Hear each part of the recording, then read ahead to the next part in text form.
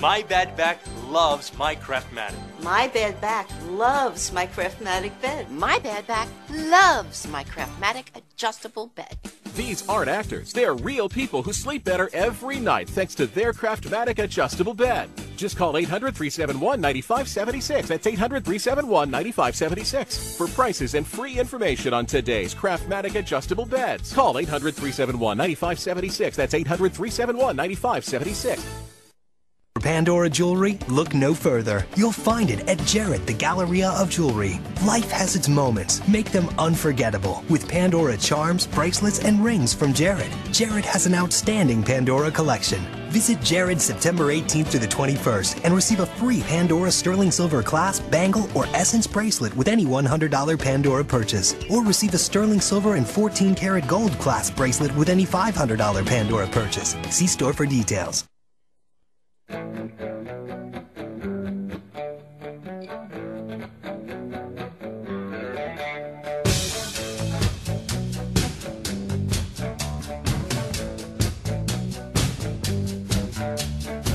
Hi, good afternoon. This is George Yates, and this is Justice for All. My guest today is Robert Fiske. He's a prominent trial attorney and a partner with the law firm of, a retired partner now from the law firm of Davis, Polk, and Wardwell in New York City. He's most prominently known as United States Attorney for the Southern District of New York from 1976 to 1980, and he was the first Whitewater prosecutor appointed by Janet Reno during the Carter administration. The Clinton administration. He's with us today. He's the author of a new book, which are his memoirs, Prosecutor, Defender, and Counselor. And I'm really thrilled to have him today. He's one of the giants of the bar for the last 50 years.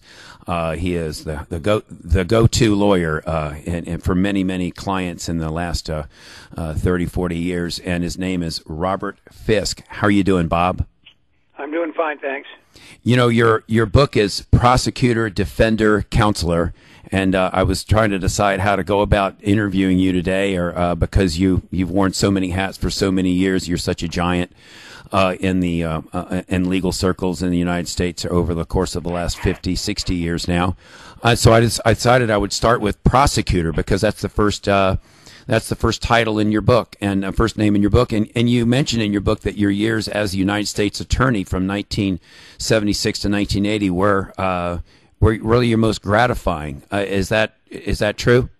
That's true. It's kind of interesting because when I finished as U.S. Attorney on, I think it was March 1, 1980, there was a farewell dinner. We had the whole office. And I made a little speech, and I was then exactly 50 years old. And I said, I know when I'm 80 years old, 30 years from now, and I look back over my career, I am going to say these were the best 4 years. And we have dinners of the group every year, reunion dinners. And then recently, every 5 years, we have like a formal Saturday night black tie dinner with spouses. And when I was 65, I got up at that dinner and I reminded everybody of the speech in 1980, and I said, well, I'm halfway there and nothing's happened yet to change my mind. And then just 3 years ago, when indeed I had turned 80 and we had the same kind of formal dinner, then I got up and said, well, I am 80 years old, and I'm looking back, and those were the best 4 years. Well, your career has so many other high marks. I don't know where to start. You were a United States Attorney for those years. What fascinated me in reading your book, and if you've just joined us, I'm here with Robert Fiske, and he's the author of his memoirs, Prosecutor, Defender, Counselor, is that you were a Republican, I guess, by party, when you came up and first became a member of the bar in 1955, but it seems your greatest achievements, both as a prosecutor and a special prosecutor, you served really at the behest of Democrats. And so what fascinates me is how you managed to navigate the political battles over the course of the last 60 years and still remain the go-to man for so many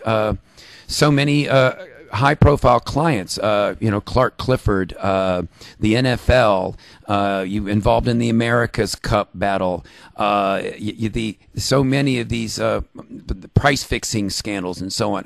What is your secret to remaining at the top with all the partisanship that's been going on in the last 40 years now?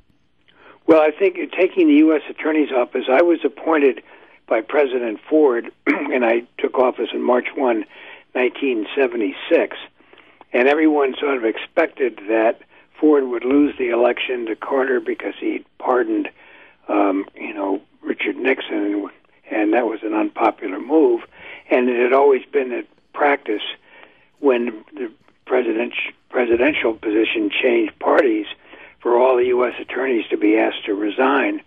So everyone was sort of assuming that they would be replaced by a Democrat.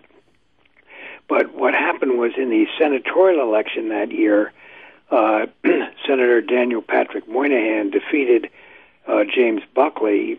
Buckley was a Republican, Moynihan was a Democrat. But Moynihan was a very enlightened Democrat. He had served by appointment of President Ford as ambassador to the United Nations, and he had served actually for both presidents.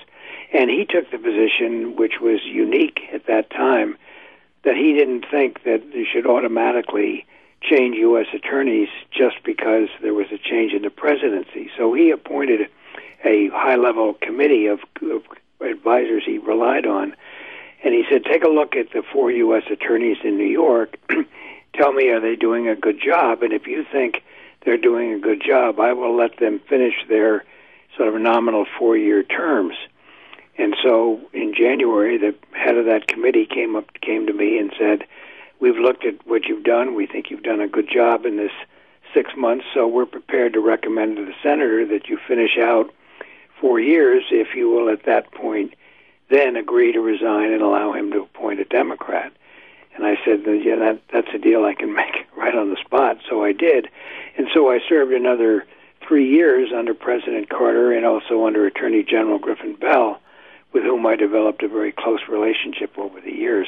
So that's how that happened. And then when Whitewater came, I think it was important for the Democrats, if they were investigating the president, they wanted to pick a Republican. I don't think they wanted to pick someone that they thought would have credibility. The whole point of an independent counsel is if you bring a case, everybody understands you. Either you win it or lose it. But if you don't bring a case, they want to know why. And they want to be sure that the person that has made that decision is a person that's balanced and nonpartisan. And that's, I think, that was the criteria, I think, that went into my selection by Janet Reno. But then ultimately you were replaced by Ken Starr. What was the rationale behind you not being able to remain as special prosecutor in that case? Well, just a little bit quickly by way of background, if you go back to the infamous Saturday night massacre during Watergate, when Watergate came up, the Attorney General Elliot Richardson felt that no one in the Justice Department could fairly investigate the president, who looked like an appearance of a conflict. So he had the power under the Code of Federal Regulations to appoint an independent counsel, which he did, and that was Archibald Cox, an esteemed Harvard law professor. And he was proceeding along, and at one point, when it came out that there were tapes in the White House, Cox subpoenaed the tapes. And Nixon got very upset at that, and he thought that was Cox was going beyond what he should be doing. And he went to Richardson and said, this guy's way out of control. I want you to fire him. And Richardson said no. And so Nixon said, well, then you're fired. And so then a man named Ruckelshaus succeeded Richardson as Attorney General, and Nixon said to Ruckelshaus, I want you to fire Cox. And he said no.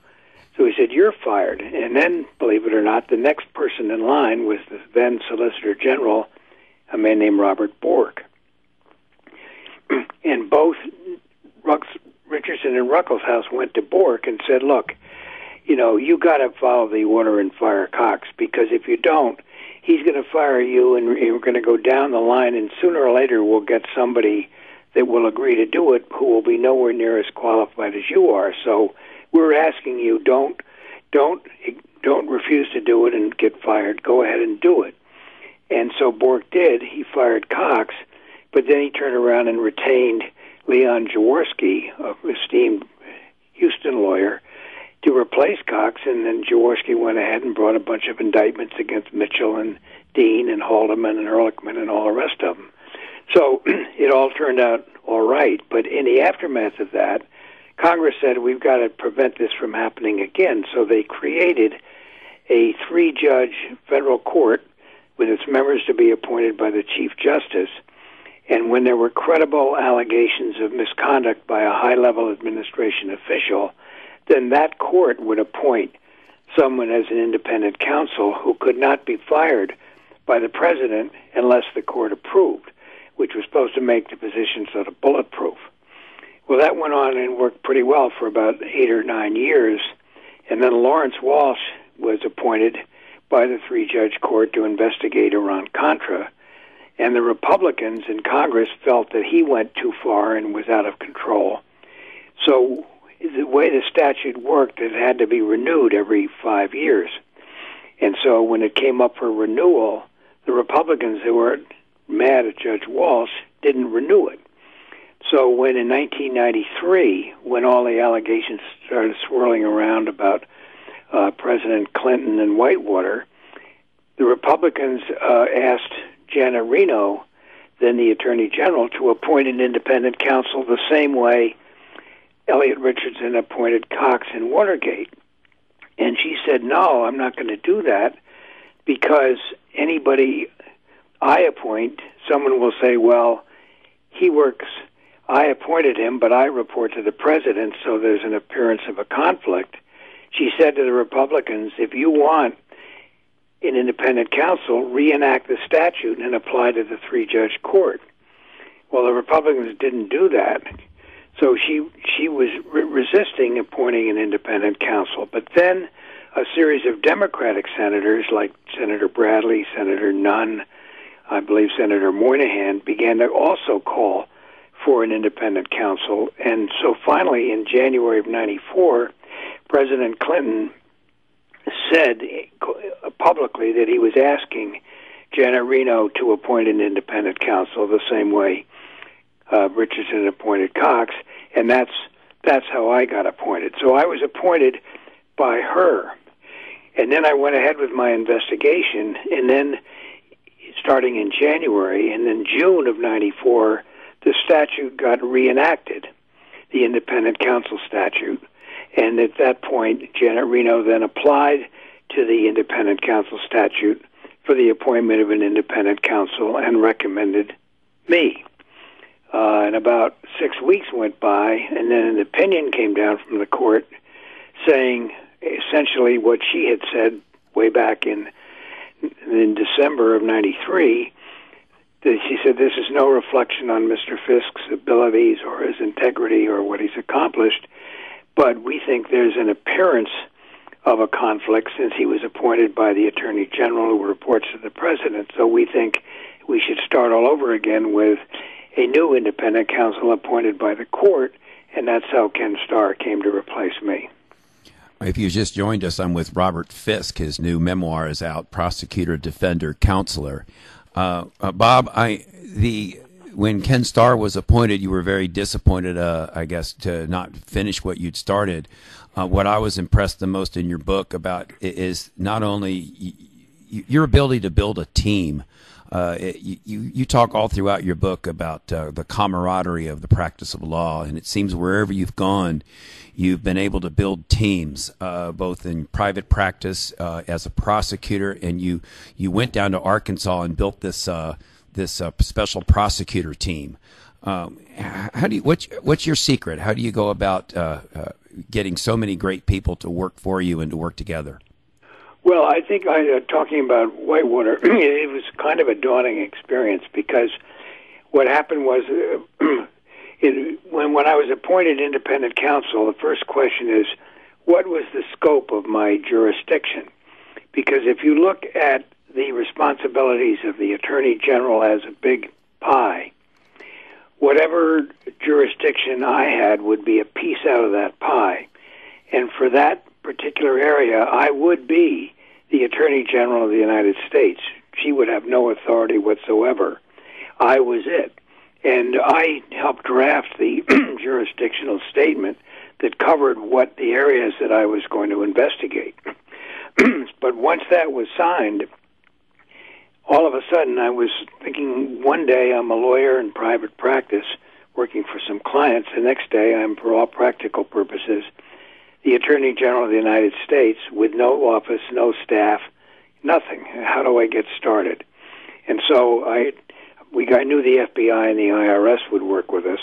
But in assembling a team, the first thing I wanted to do was pick people who, number one, were top-flight lawyers, but number two, people that I knew that I could trust, that had integrity, that had collegiality, that were team players, that weren't going to try to hog the limelight. And so I started out with 3 former Davis Polk lawyers who had gone into the U.S. Attorney's Office in the Southern District of New York and had established very good records trying cases, and 2 of them at that time held executive positions in the office. So I brought them on board, and then I hired a very close friend of mine who had been the chief homicide prosecutor in the Manhattan District Attorney's Office, who had a history of investigating homicide cases. So I started out with a small core of about 5 lawyers that I personally knew and trusted. And then the question was, I wanted to make it a national team. I didn't want just a bunch of New York lawyers. And I would say in the first 2 or 3 days, I probably had 300 resumes that came in from all around the country, people, lawyers wanting to work on this case, because it obviously was a very high-profile, exciting, challenging opportunity. And I started looking through them, and I saw people that on paper looked extremely qualified, but I realized what I couldn't get off the written resumes were the intangibles. So were these the same kind of people that the people I'd already hired that I knew, people that I could trust, people that would work well with each other. We were going to be in a small office in Little Rock. We weren't going to be able to be really mingle with the members of the community too much. And it was very important that I get people with those values. So what I did, I reached out to people around the country. I mentioned Griffin Bell earlier, who had been the Attorney General under President Carter. He was then the top partner in King and Spalding in Atlanta. And I remember I called him up and I said, Griffin, if you had my job, there's probably a 40 or 45-year-old partner in your firm that you would bring on as your chief of staff. And I like that guy, or that person. And he consulted with another friend of mine, Frank Jones, who was then president of the American College of Trial Lawyers at King and Spalding. And they recommended a man named Bill Duffy, and Bill Duffy came down. He was in his early 40s. We hit it off, and he became part of the team. He's gone on to become first a U.S. attorney in Georgia, and now he's a federal judge in Atlanta. But so he fit right in with the team. And then I had one woman lawyer on my team from the U.S. Attorney's Office and Davis Polk, but I wanted another one, so I called Bob Mueller. Bob Mueller, who was just recently stepped down as head of the FBI, at that point had just finished being head of the criminal division of the Justice Department, going back to a law firm in Boston that I was very familiar with, Hale and Dorr. So I called Bob Mueller and I said, Bob, I really need a 5th or 6th year associate who's a woman who could come out and balance this team. And he said, I got the perfect person for you. Her name is Gabrielle Wolahojian. She's one of our star lawyers. And she also plays violin in the Boston Civic Symphony Orchestra in her spare time. So she came down and she hit it off with everybody, and she joined the team.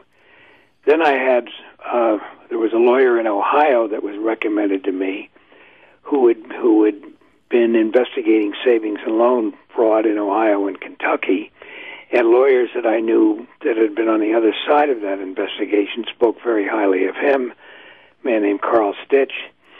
And so he came down and joined the team. He's now a federal judge, and I should have mentioned Gabriel is now a judge in the Intermediate Appellate Court in Massachusetts.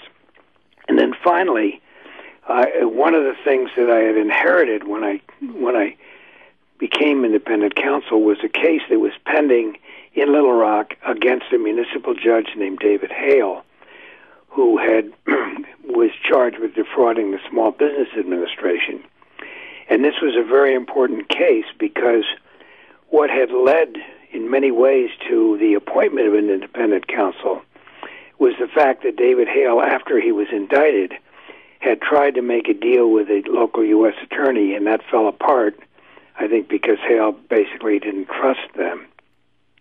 And then he went public with an allegation that while he was running a company on the side called Capital Management, which was a small business, then Governor Clinton had come to him and said, we want you to take out a $300,000 loan from the Small Business Administration, and you can say that you're going to loan the money to Susan McDougal's company called Master Marketing to help their development.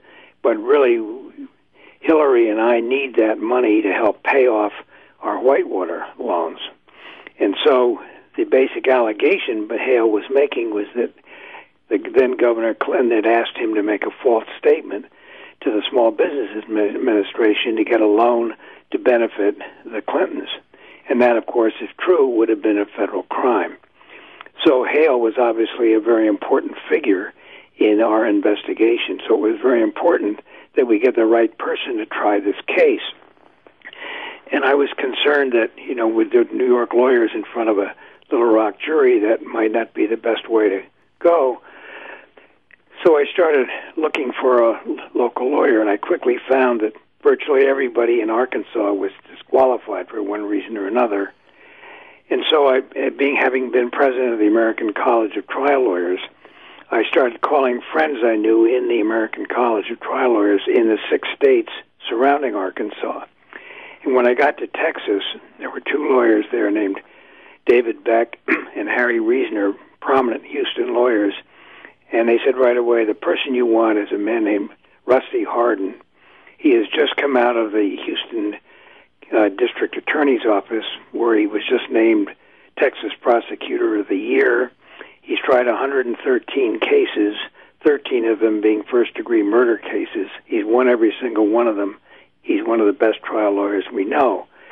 And so I brought Rusty in, and we interviewed him, and we all hit it off. And so he came on board to try the Hale case.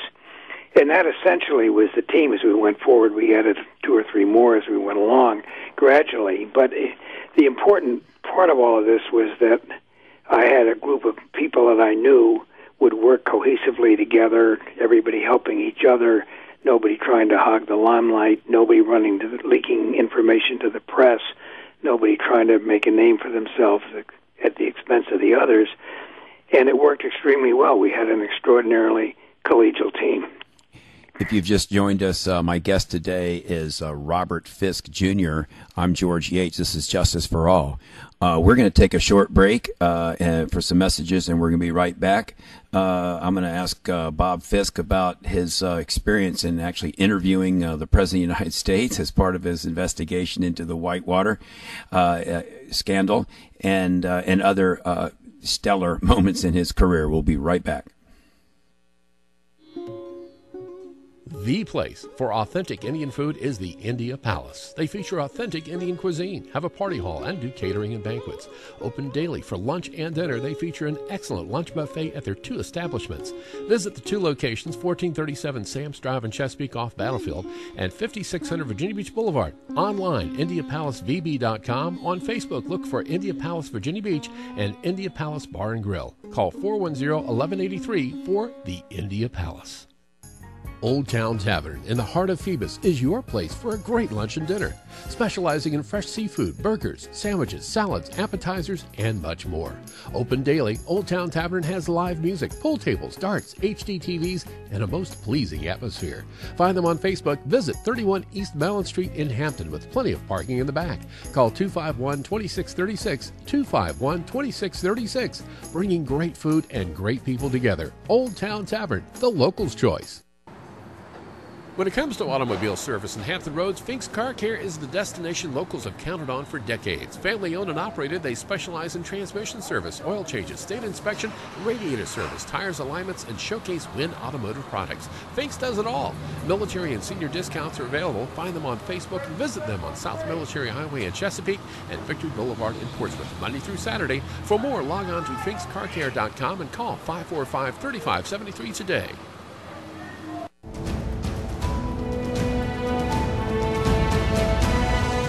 Hi, this is Greg Bigaveras. Join me for Sports Scene each Wednesday from noon to 1 right here on News Talk 1650 WHKT.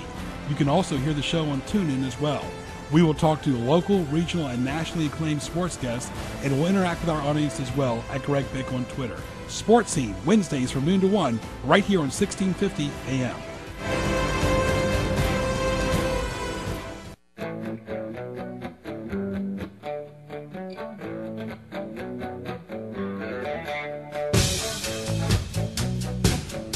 We're back. I'm George Yates. This is Justice for All, and we're here with Bob Fiske, who's just recently published his memoirs, Prosecutor, Defender, Counselor.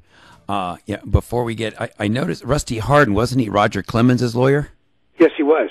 I just noticed when I'm reading your book, and for those listening out there, I mean, this book is fascinating. It's as if, Bob Fiske has, everybody who's anybody in the last 60 years in New York City and Washington, D.C. and all over the country. You go through it, and just virtually every top trial lawyer you've had contact with one way or the other. Seems like I'm fascinated by the number of people that you've touched in your career. It's really amazing, and it's so. And once again, it's a great honor to have you on my show today. And one thing I noticed that you did actually take the deposition of a sitting president. Is that right? Yes, I did. What was that like? That must have been the most daunting for a trial lawyer to be taking the deposition of the president of the United States. Tell us about it.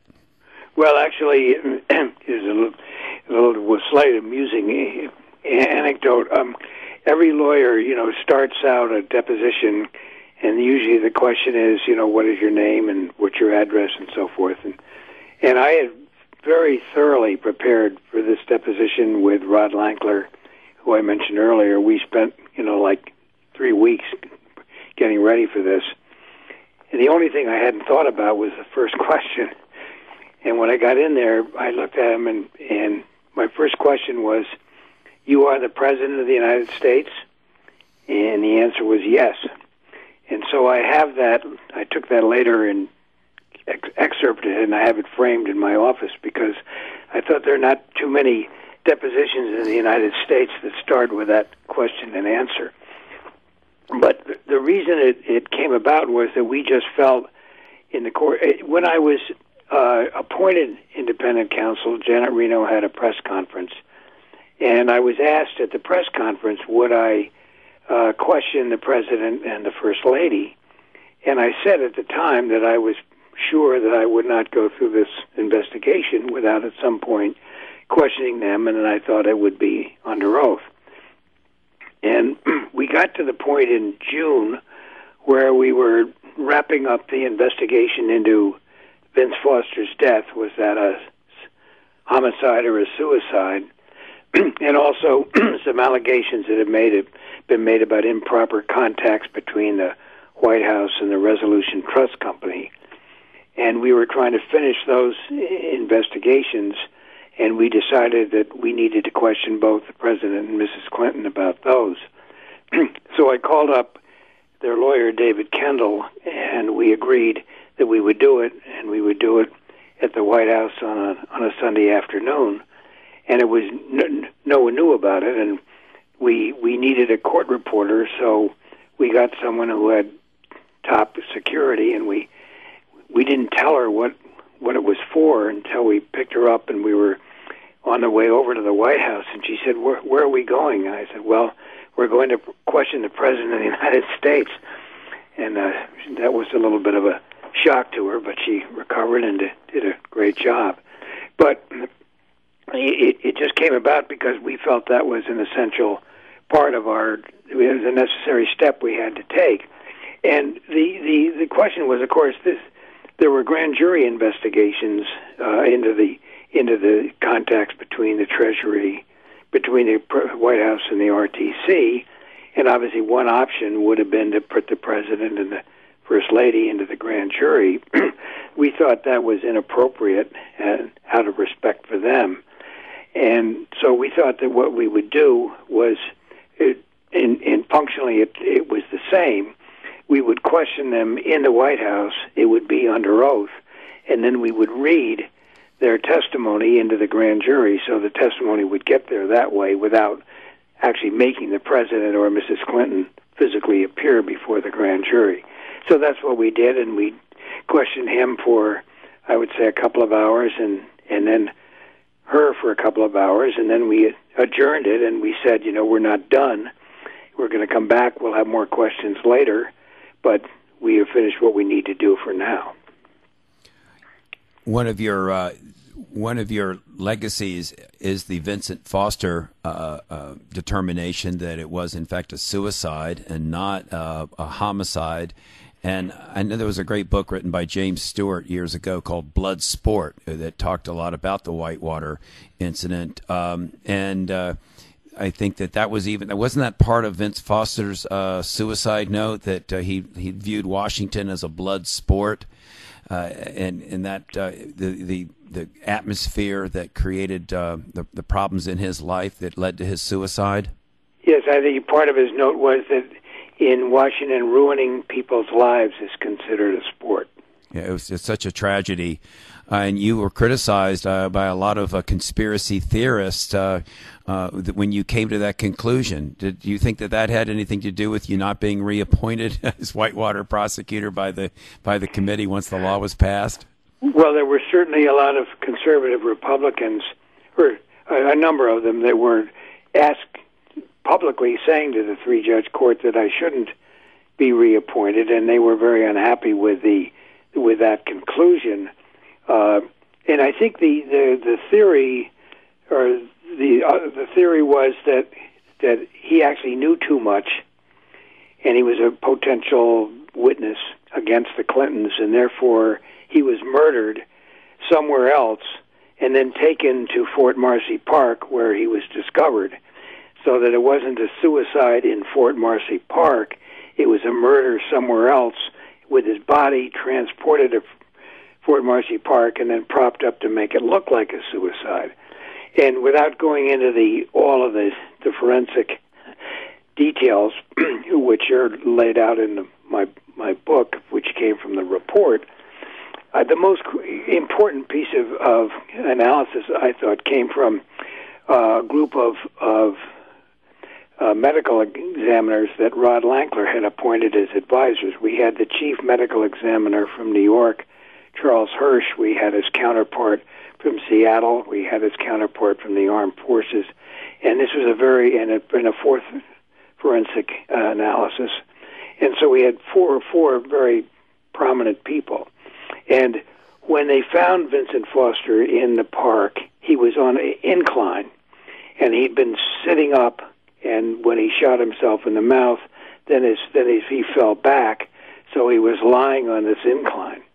And of course, once he killed himself, the blood stopped circulating through his body, and it all collected in his legs. And so there are pictures of him lying there, and he has a spotless white shirt. And when they picked him up and put him on a stretcher or a gurney to take him to the morgue, and he leveled him out, the blood that was in his legs became redistributed through his body, and his white shirt was became soaked with blood. And I remember I asked Dr. Hirsch, could he have been murdered somewhere else and brought to Fort Marcy Park? And he said, impossible. No. And I said, did you say impossible? And he said, yes. And I said, Dr. Hirsch, I've been trying cases all my life, and I've had a lot of expert witnesses. And they always say, well, on the one hand this, and on the one hand that, but on balance, we're going to come out this way. I've never heard anybody say it's 100% this way, and any other conclusion is impossible. And he laughed and he said, well, that may be true, but that's my opinion. And later, when the Senate Judiciary Committee had hearings into Foster's death, reaching the same conclusion, by the way, that it was a suicide, he testified to the same effect. He said, it is my unequivocal, categorical opinion that it was impossible for him to have been murdered somewhere else and brought to Fort Marcy Park. So I thought that was the single most persuasive piece of evidence that we had. The Vince Foster suicide, and then after that, you moved on from that case. Ken Starr was appointed. I noticed in your book there's quite a discussion about you becoming the Deputy Attorney General when George Herbert Walker Bush became president. And that was one of your great disappointments, that you were apparently about to be the Deputy Attorney General, the number 2 man at the Attorney General's office, the operational head of the Justice Department.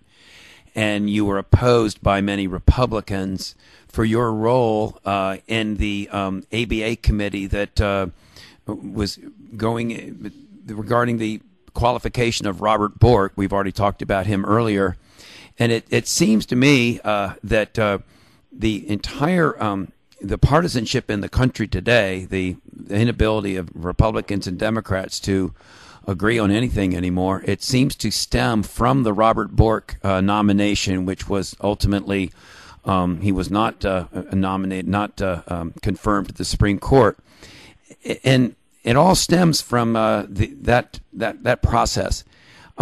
What's your take on that? You were criticized, even though you determined Bork to be qualified, and your committee went over that whole process, and you tried to be the chairman and tried to be fair and impartial, like you have always seemed to be in your entire career. Tell us about the whole Bork nomination and what its impact has been, not only in your career but on the whole rest of the country ever since.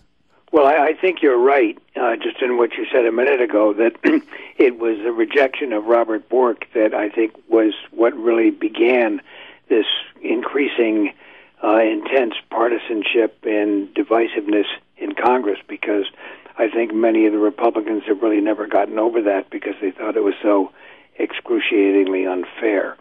Just to put this all in context, the American Bar Association has a committee on the federal judiciary, and it goes way back to the Eisenhower administration, when Eisenhower said to Attorney General Brownell, when I pick generals, I would never do that without consulting their peers, and so I want you to do the same thing. So Brownell, working with the American Bar Association, had the ABA create a committee appointed by the ABA president of lawyers around the country, and every time there was a prospective nominee for a federal judgeship, district judge, circuit judge, or Supreme Court, the Justice Department would give the name to the committee, which would conduct an investigation into the candidate's professional qualifications, integrity, and temperament. And then they would report informally to the Attorney General or his designate whether they thought that if asked to give a formal report, would they find him well qualified, or not qualified. And if they said not qualified, then most of the time the Justice Department would not go forward, because there had been a very highly publicized incident during the Johnson administration when the Kennedy family put their strong support behind a municipal judge in Boston named Morrissey, who was nominated for a federal judgeship despite the fact that the ABA had found him not qualified. And so then when he came before the Senate Judiciary Committee, the ABA came in and testified as to his lack of qualifications, and eventually Morrissey withdrew after a lot back and forth. And so, particularly when the Senate Judiciary Committee was controlled by the opposite party from the president, the conventional wisdom was that it didn't make any sense to nominate somebody that the ABA had found not qualified because probably they would get shot down in the Senate. And so when I went on that committee in 1981, and I served on it for 3 years and then became president in 84. And during the time that I was chairman, the committee rejected several potential judges for the Circuit Courts of Appeals because of findings by the committee that they were not qualified for reasons of temperament or professional qualifications. But these were a lot of the conservative Republicans felt that they should have been qualified, and that the ABA committee really was disapproving them, not because for professional reasons, but because of their ideology. And so there was a resentment against the committee that it had rejected some of these candidates for ideological reasons. That wasn't true, because when I was on the committee, among the very first people we approved were people like Robert Bork for the D.C. Circuit, Antonin Scalia for the D.C. Circuit, Richard Posner for the Seventh Circuit, Easterbrook, now a whole list of conservative judges, right? Very conservative judges with exactly the same ideology. But the issue was that this happened in the first 3 years, and by the time I became chairman, the very best of them had already been on the bench, and they were reaching down further into the ranks, and we just felt that some of those, even though they had the same ideology, weren't qualified, like people like Bork, Posner, Ralph Winter, Scalia, Easterbrook, judges like that. So the decision was made on the merits, but they perceived it to be, or professed to perceive it to be, based on ideology. So there was a resentment for that reason. And then when in June of 1986, or 87 rather, Potter Stewart stepped down from the Supreme Court, and President Reagan nominated Robert Bork. And we had expected to finish the investigation of him in time to deal with it at the August meeting of the committee, which was held every year in connection with the annual ABA meeting. But there had been so much opposition that had come in from interest groups around the country, we felt we needed more time to evaluate that and to give Judge Bork a chance to respond. So at the August meeting, when I stepped down as chairman, I was succeeded by a very prominent lawyer in New York, Republican lawyer named Harold Tyler, who had been a federal district judge and had been the deputy attorney general when I was a United States attorney. And he succeeded me as chairman, but he said, I'd like you to stay on and work with us through the rest of the investigation just to keep continuity. So when we got to the time for the vote, which was, I think, in September, the committee was divided. I think there were 11 that gave him the highest ranking, which is well qualified, but there were 4 members of the committee that they felt him not qualified for reasons I can explain in a minute. But during that discussion, Judge Tyler said to me, Bob, I know you don't have a vote, but if you had one, how would you vote? And I said, well, I was on this committee in 1981 when he came up for the Court of Appeals in the District of Columbia.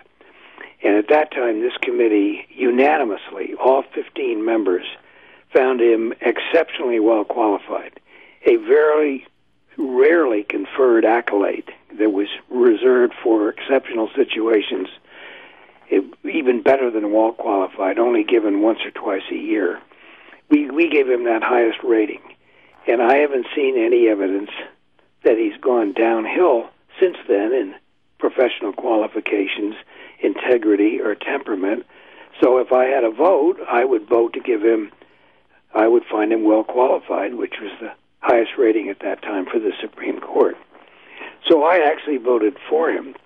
But when the committee's conclusions came out, the Democrats utilized the fact that 4 members of the committee had found him not qualified to argue that, this shows that he's not really, shouldn't be on the Supreme Court. This is the first time in the history of the committee that any member has ever found a potential Supreme Court candidate not qualified.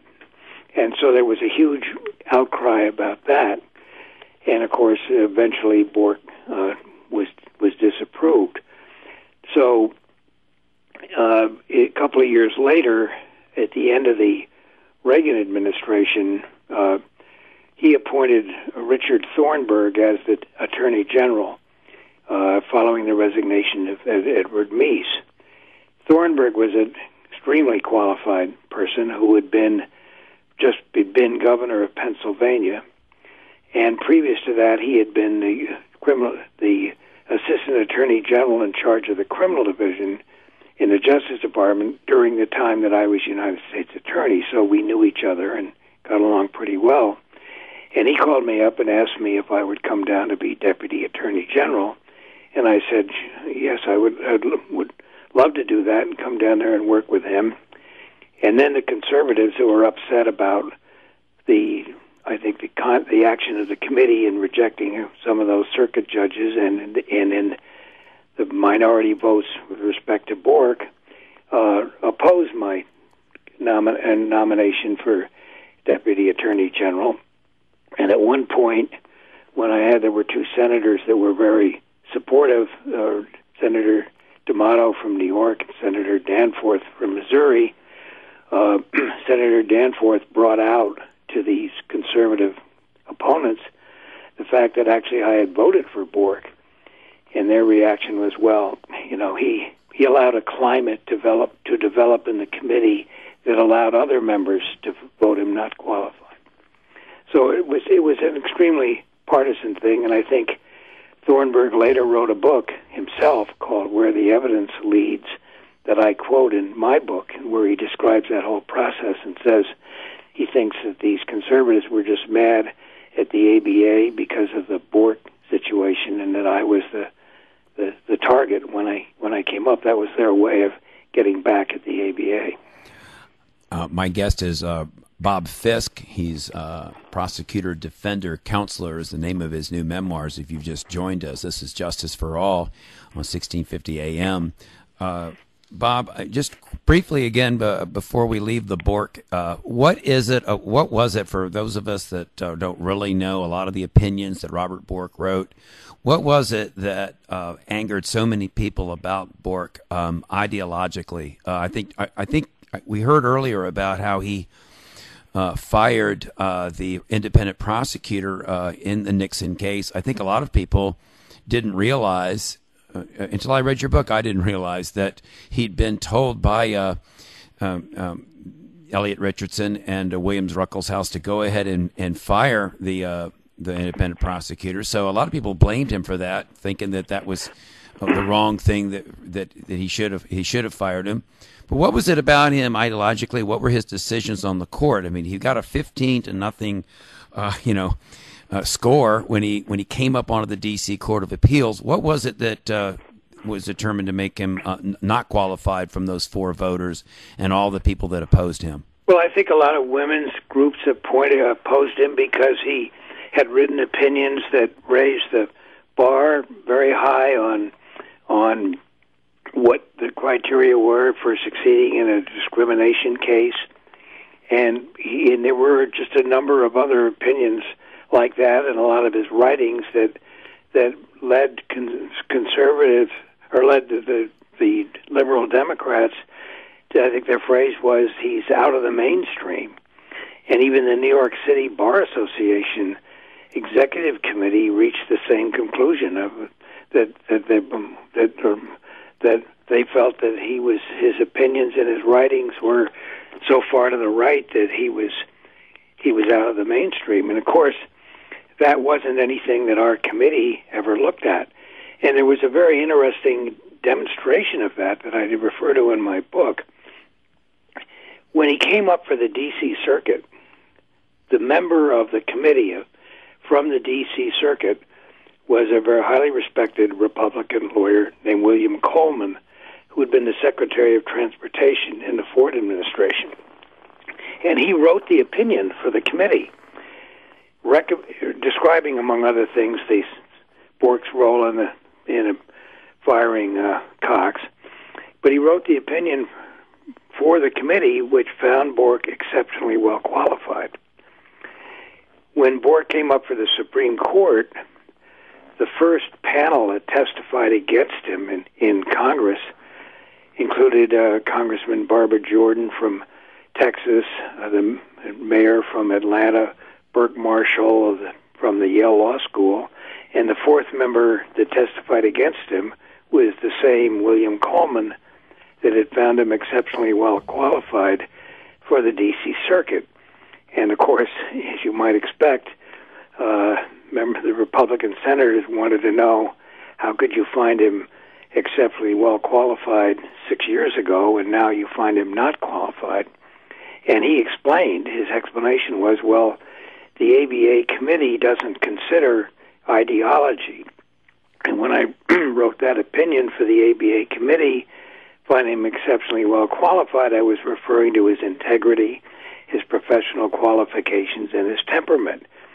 And my opposition to him is not based on any of those things, it's based on his ideology. But I think the opposition was really based on a whole series of opinions and speeches and of course there was Senator Kennedy, made a very incendiary speech when he was nominated about how African Americans wouldn't be able to sit at lunch counters and women wouldn't be safe walking the streets at night. I mean, it was really some very, very bitter attacks on him. My guest is Robert Fiske. He has just published his memoirs, Prosecutor, Defender, and Counselor. It's a real honor to have Mr. Fiske on our show today. This is George Yates. Our show is Justice for All. We've got just a couple more minutes, Bob, and then we'll have to go to break. So briefly, I've noticed in your book that you're a very balanced kind of guy.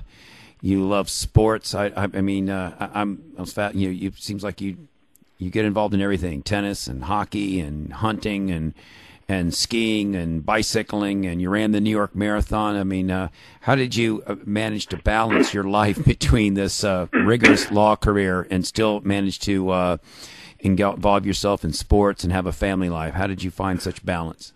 Well, I think this is an important theme of the book. I mean, I actually found that being able to do those things and finding time to do those things helped me do the professional things that I was doing. It was a great way to relieve stress. It was a great way to sort of balance out my life, and there were also things that I enjoyed.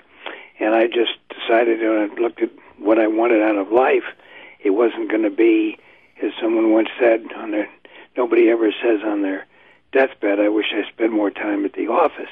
These were things I enjoyed, and I certainly enjoyed everything I did in the practice of law, but it was important to me that I do these other things.